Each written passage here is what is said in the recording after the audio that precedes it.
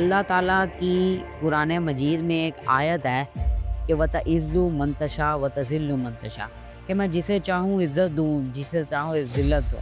ایک صاحب تھے جن کا بہت ہی نام بچتا تھا کراچی، عید قرباں ہو کراچی میں اور قربانی کی کھال کے اوپر ایک سٹیمپ لگ جائے جس سٹیمپ کے اوپر لکھا ہوتا تھا باؤ۔ السلام علیکم خواتین و حضرات، آپ کا میزبان شہریار شاہد داستان حق ٹی وی کی طرف سے آپ کی خدمت میں حاضر ہے ایک نئی اور بہت ہی انٹرسٹنگ ویڈیو کے ساتھ۔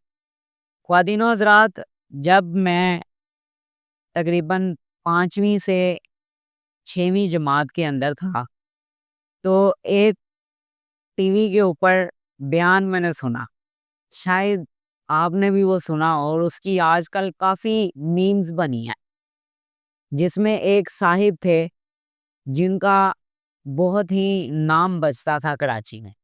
وہ ایسے اشارہ کرتے تھے تو کسی نے اگر کوئی بندہ مارنا ہوتا تھا تو وہ بندہ مار جاتا تھا۔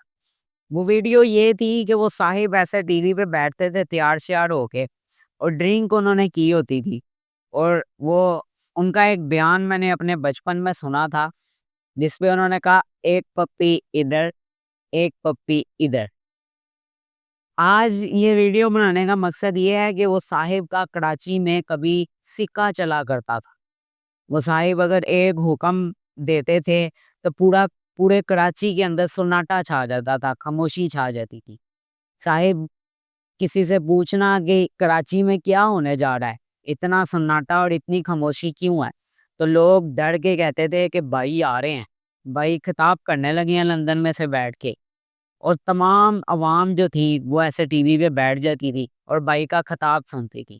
مطلب کہ بھائی کا اتنا سکہ چلتا تھا کہ بھائی جب اشارہ کرتا تھا تو پورا کراچی 5 منٹ کے اندر بند ہو جاتا تھا۔ بھائی نے اگر کہہ دیا کہ اس بندے کو مارنا ہے تو پھر وہ بندہ اگلے 15 سے 20 منٹ کے اندر اپنے رب کے پاس ہوتا تھا۔ عید قرباں ہو کراچی میں اور قربانی کی کھال کے اوپر ایک سٹیمپ لگ جائے جس سٹیمپ کے اوپر لکھا ہوتا تھا باؤ، اور وہ پھر قربانی کی کھال پورے کراچی میں آپ سے کوئی نہیں لا دیتا۔ کراچی کے اندر وہ ٹائم ایک ایسا آیا تھا کہ جب ٹارگٹ کلنگ بہت عام ہو گئی تھی، اور بانی MQM جن کا نام الطاف حسین ہے، وہ جو ہے اس ٹائم اتنی پاپولیرٹی پہ تھے کہ کراچی ان کے ایک اشارے پہ چلتا تھا۔ اگر وہ کہتے تھے کہ کراچی سب بند ہو جائے تو سب بند ہو جاتا تھا۔ اگر انہوں نے اشارہ کر کے سب کچھ کھلوانا ہوتا تھا، مطلب کراچی میں جو کچھ کروانا ہوتا تھا وہ ان کی مرضی سے چلتا تھا۔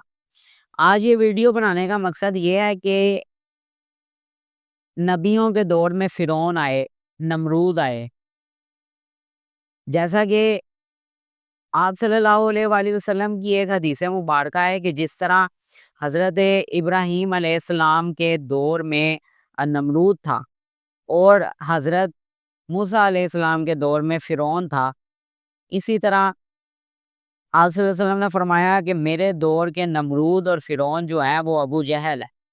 اس کے بعد امام حسین کے دور میں یزید آئے۔ پاکستان کے اندر بھی کئی اپنے دور کے یزید آئے، کئی نمرود آئے، کئی فرعون آئے، جنہوں نے مسلمانوں کے اوپر بے انتہا ظلم کیے۔ انہوں نے اپنا سکہ چلوایا، اور وہ یہ بھولے بیٹھے تھے کہ ہمارے سے اوپر بھی کوئی اصل کوئی حقیقی خدا بیٹھا ہے کہ جس نے جس بھی وقت ہماری پکڑ کر لی اس دن ہماری خیر نہیں ہوگی۔